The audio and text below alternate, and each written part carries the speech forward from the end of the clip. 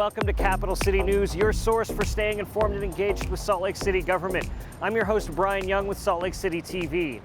For our episode today, we spoke with Laura Briefer about the Adopt a Storm Drain program, and our History Minute is about the Occidentals, the all-black ball club in Salt Lake City. Before we get to those, though, it's time to take our look back, our look ahead, and do our legislative update. At its June 7th meeting, the City Council continued its work on the budget, hearing from various city departments about their needs, received administrative updates on topics such as the ongoing COVID-19 pandemic, water use, community engagement, homelessness issues, and equity and inclusion, and they adopted the 20-year Reimagine Nature Public Lands Master Plan, among other things. To learn more, visit slc.gov/council. City Council Chair Dan Dugan, Vice Chair Darren Mano, and Councilmember Amy Fowler held an Ask Me Anything about the budget process. They took questions from the public ranging from property tax and utility rate increases to golf courses and the police budget. To watch the complete session, please visit our YouTube page or slccouncil.com. Salt Lake City Mayor Erin Mendenhall, Salt Lake City Council members, and representatives from the Utah Pride Center marked the beginning of Pride Month by raising a pride flag above City Hall and spoke about the importance of equality and inclusion for all residents. The city unfurled a new Progress Pride flag, which includes stripes representing transgender and LGBTQ+ people of color. Mayor Mendenhall invited members of the public who were in attendance to take turns raising the flag. Speakers said that Salt Lake City has long been regarded as an inclusive and welcoming place, particularly for LGBTQ+ people. To watch the full ceremony, please visit our YouTube page. North Temple community members and officials from Salt Lake City and Utah Transit Authority, UTA, celebrated the opening of the first phase of the Folsom Trail by gathering to tour the new paved, walking, and bicycling path. The mile-long east-west trail spans from 1000 West at Folsom Avenue, about 40 South, to the North Temple Bridge, Guadalupe Tracks, and Frontrunner Station.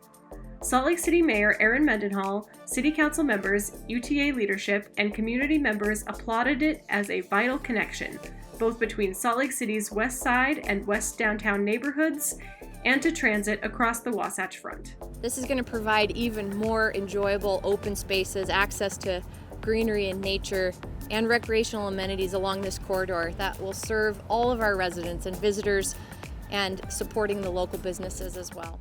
To watch the full event, please visit our YouTube page.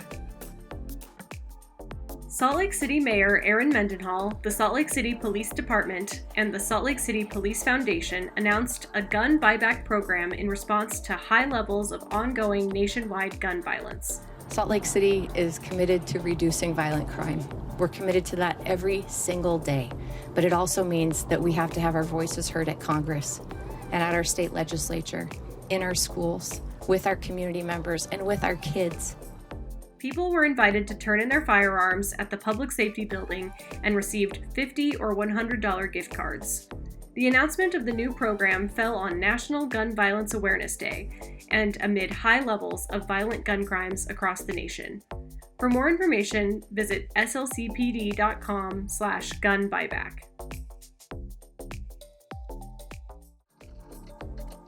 Utah is still in a drought, and there are a lot of things you can do to make sure you're conserving as much water as you can.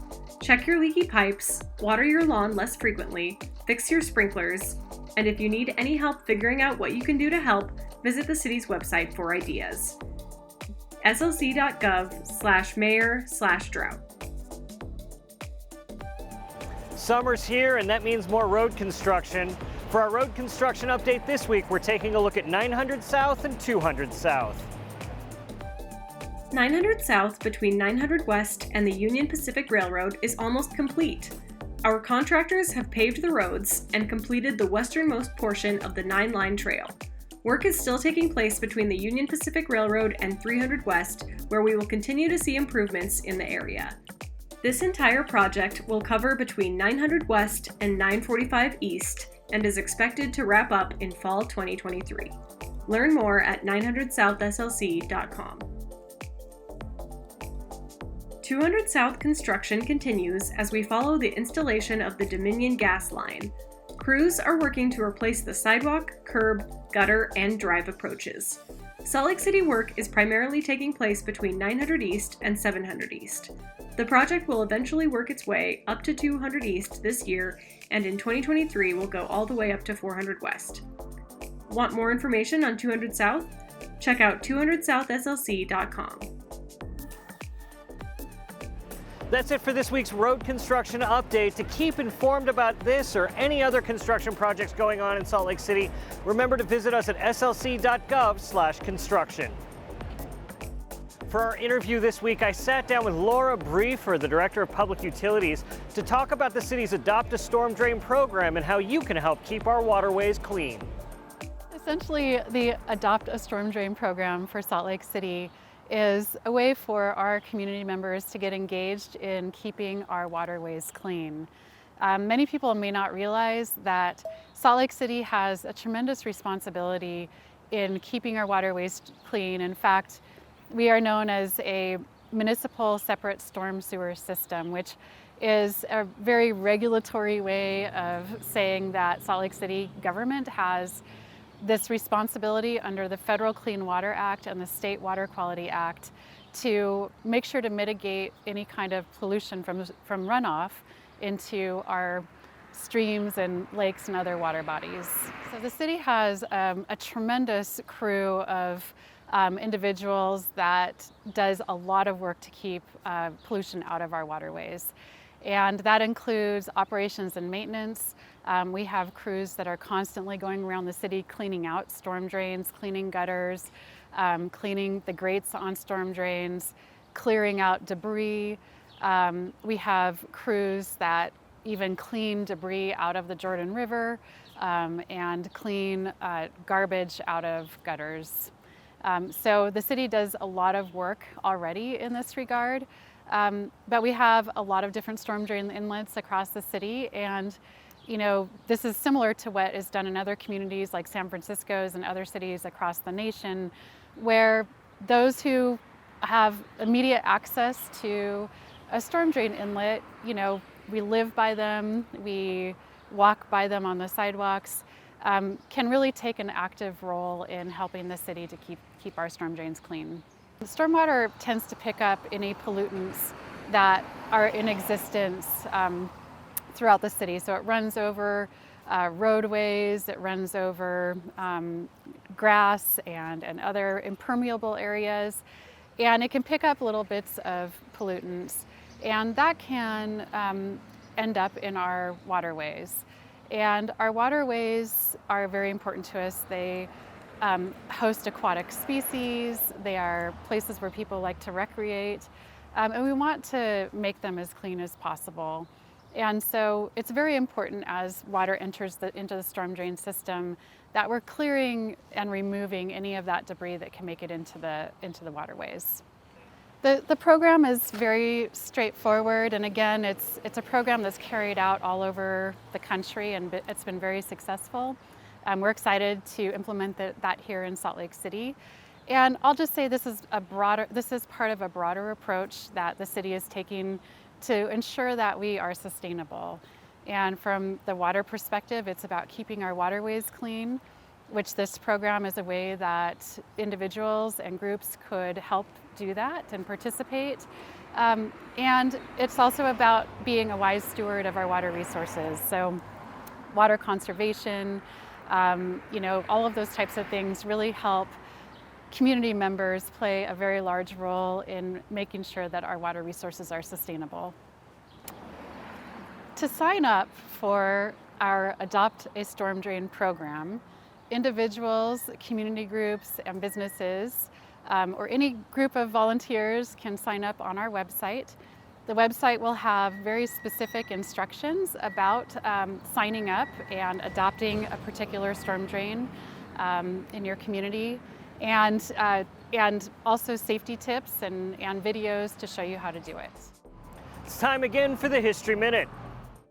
Back in the early 20th century, baseball was an important cultural event. Not just the major league teams, but other leagues scattered across the country, including regional leagues right here in Utah. The team declared at the time as the Colored World Champions were from right here in Salt Lake City. The Salt Lake City Occidentals were an all-black team that played in Utah League Baseball, winning the championship in 1909, but found little challenge in the area and barnstormed across the West, playing games with any team they could find. Back then, managers like Frank Black, the character in charge of the Occidentals, would organize these matches with other teams, sell tickets, and make bets on the outcome for extra cash.